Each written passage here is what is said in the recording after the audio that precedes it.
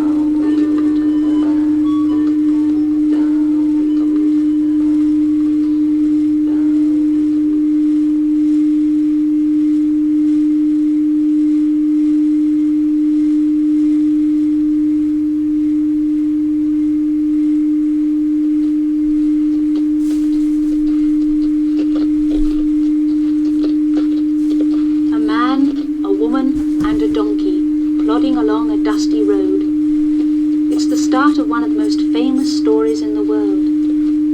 The woman is expecting a baby and is not very strong, so she's riding on the donkey while her husband walks beside her. They've been travelling for 5 days now, and all 3 of them are tired out. But soon their journey will be over, for there, just round the corner, are the lights of Bethlehem. Keep going, little donkey. You're almost there.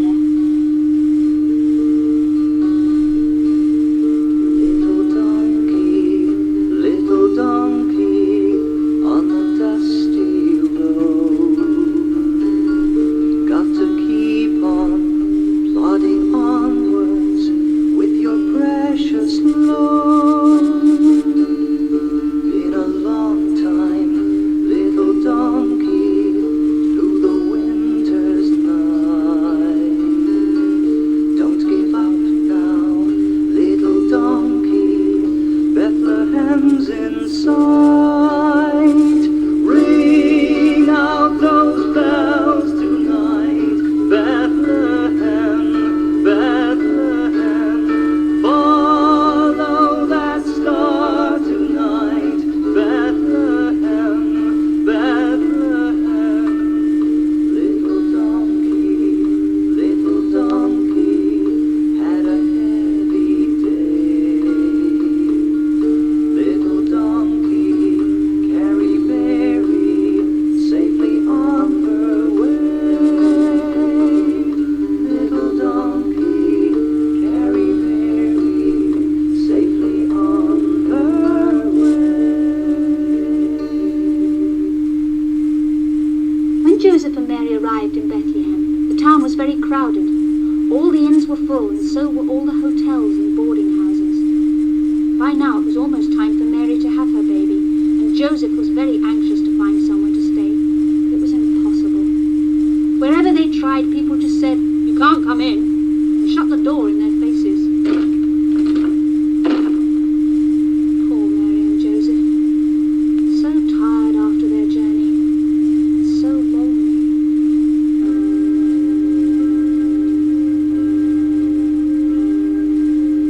Have you ever felt lonely? Have you ever felt tired? Have you ever felt lost with no place to go?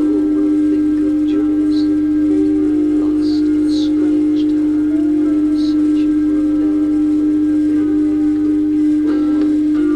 You can't come in. You can't come in. You can't stay here. There's no room in this inn. And think of Mary, her time was near now, saying to Joseph, "Oh, what can we do? Don't worry, Mary, we'll find a room soon. We'll soon find a room in an inn." You can't come in. You can't come in. You can't stay here. There's no room in this inn. From door to door, from street to street, always the answer, no room in this inn. Then one took pity and said, "There's a stable. It isn't much, but it's all that I have. You can't come in. You can't come in. Use the stable. There's no room in this inn." Early one morning, as daylight was dawning, there in the stable a baby was born. His name was Jesus. He came to save us. Open your heart and let him come in. There must be room. There must be room. Open your heart and let him come in.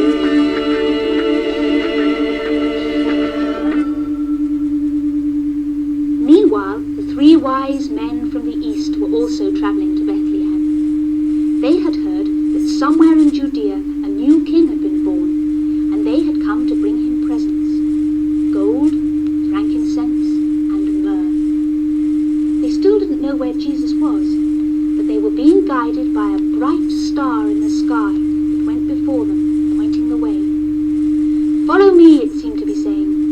Follow me, and you will find your king.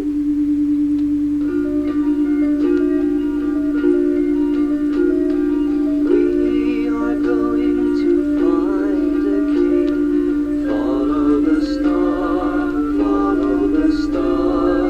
We shall take 3 precious things. Follow the star, follow the star. Gold for a crown, frankincense fair. For the baby I shall take myrrh. Where shall we find this Savior child? Follow the star, follow the star. Gifts we shall take for the baby so mild. Follow the star, follow the star. Gold for a crown, frankincense fair. For the baby I shall take myrrh. When we have finally found him there, follow the star, follow the star. Gifts we shall give this Savior fair. Follow the star, follow the star. Gold for a crown, frankincense fair. For the baby I shall take myrrh. Follow the star, follow the star, follow the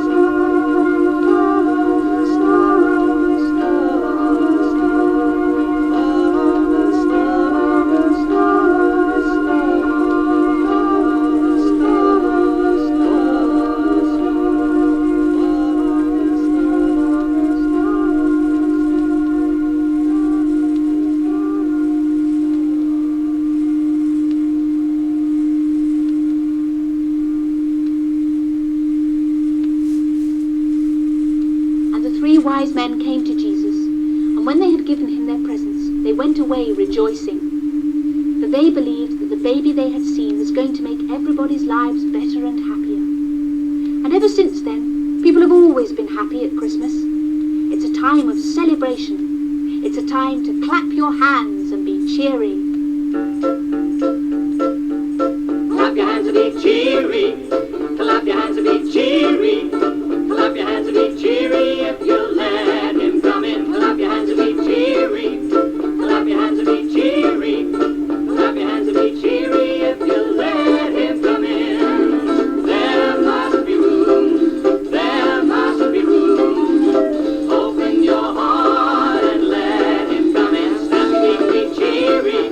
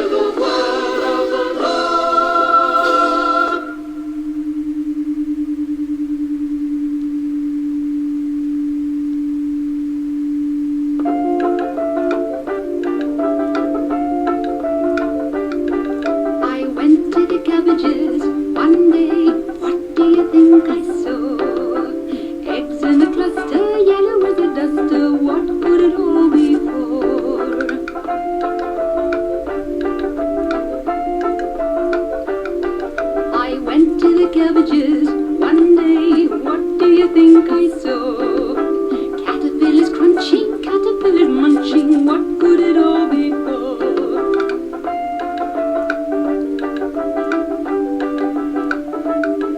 I went to the cabbages one day.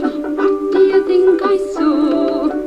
I saw a super duper pupa. What could it all be for?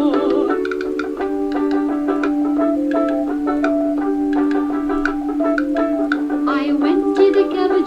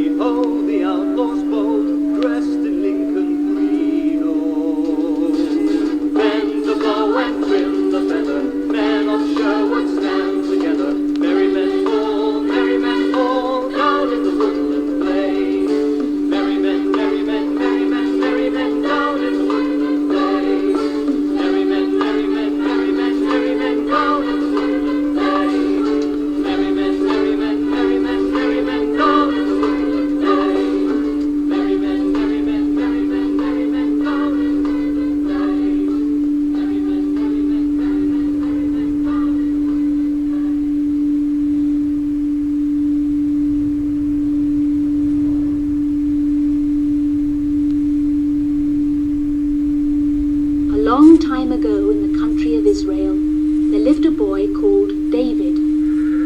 David was a shepherd lad, and his job was to look after his father's sheep. So every day he'd be out in the open, wandering over the hills with his flocks. Usually he was all on his own, and to while away the time, David used to play on his harp and sing to himself.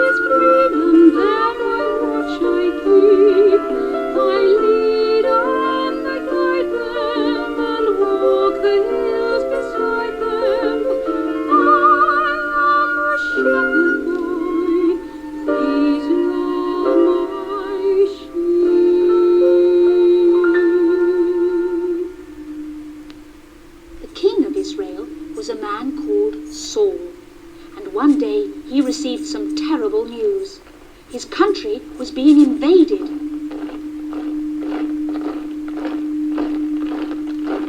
Yes, it was true. Some people called the Philistines had come marching in to attack him. And what was even worse, they had brought a giant with them. The giant's name was Goliath, and Goliath was over 9 feet tall. 9 feet! Just think of that. The Israelites were scared stiff of him, and the Philistines were cock-a-hoop. But it was young David who had the last laugh. Oh, the Philistines, they were feeling grand as their armies entered Israel's land. For they had Goliath, the biggest of all. They had the man who was 9 feet tall. He was 1, 2, 3, 4, 5, 6, 7, 8, 9 feet. 9 feet. 1, 2, 3, 4, 5, 6, 7, 8, 9 feet tall. Who's going to fight him? Said King Saul. But nobody answered, no one at all. They looked at Goliath and backed away. Oh, not today, Saul, not today. For he's 1, 2, 3, 4, 5, 6, 7, 8, 9 feet. 9 feet. 1, 2, 3, 4, 5, 6, 7, 8, 9 feet tall.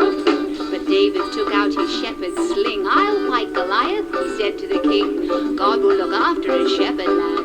He's fighting a man who is mean and bad. 1, 2, 3, 4, 5, 6, 7, 8, 9 feet. 9 feet. 1, 2, 3, 4, 5, 6, 7, 8, 9 feet tall. As David picked up 5 smooth stones, Goliath spoke in scornful tones. What's he doing, that shepherd lad? Is he gonna fight me? He's gotta be mad. For I'm 1, 2, 3, 4, 5, 6, 7, 8, 9 feet. 9 feet. 1, 2, 3, 4, 5, 6, 7, 8, 9 feet tall.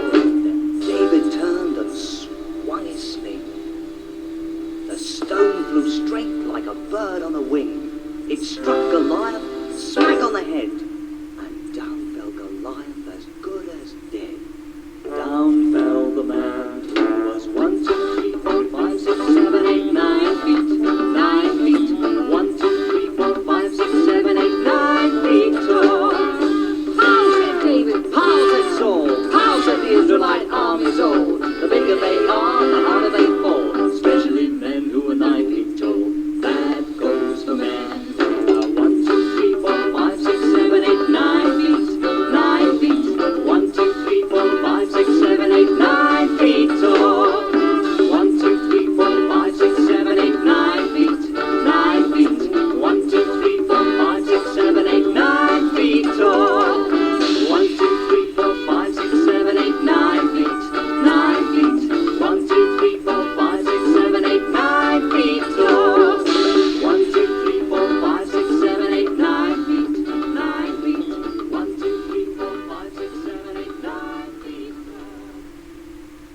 Well, that was the end of the Philistines for the time being.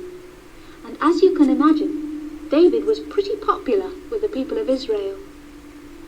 Indeed, as the years went by, he became so popular that King Saul grew jealous and frightened. He was worried that one day David would try to seize his throne, and the more he thought about it, the more frightened he became. Bit by bit, the fear began to drive King Saul mad.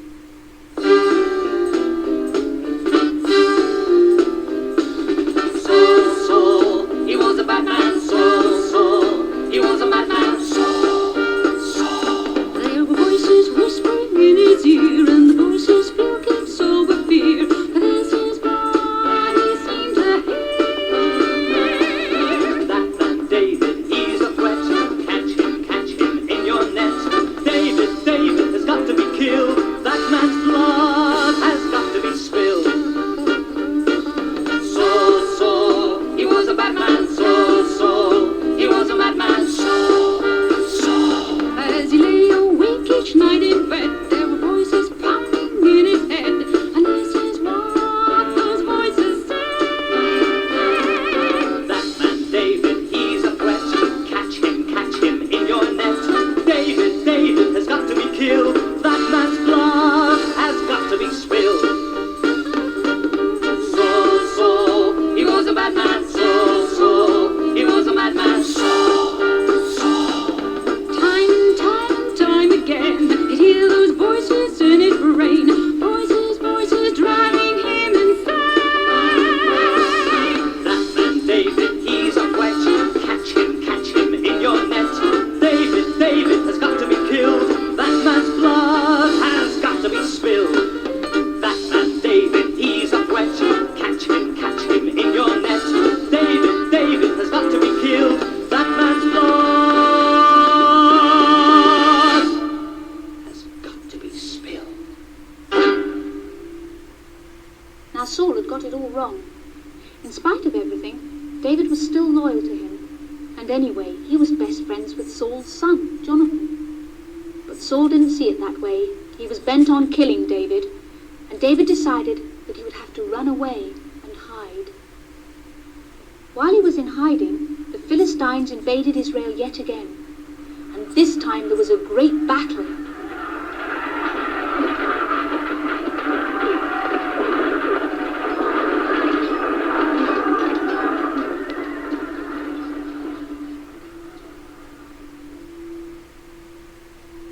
A few days later, messengers arrived at David's hiding place.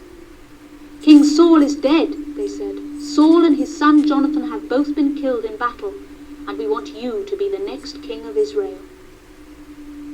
It was a great moment for David, but at first all he could feel was sorrow. Saul and Jonathan were dead.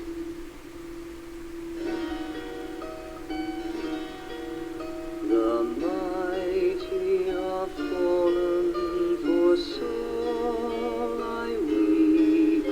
The mighty are fallen, my sorrow is deep.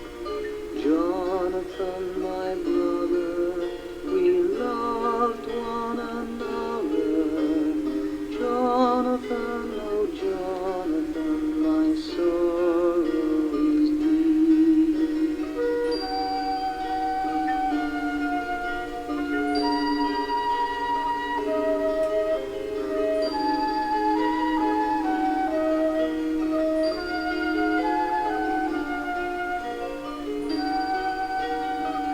Take the crown, David. Israel needs you. My lord, we are like sheep without a leader. Take the crown, David, and be king.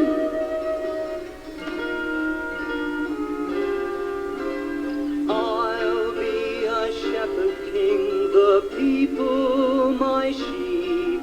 I'll guard them in the daytime, I'll guard them as they sleep. My flock of Zion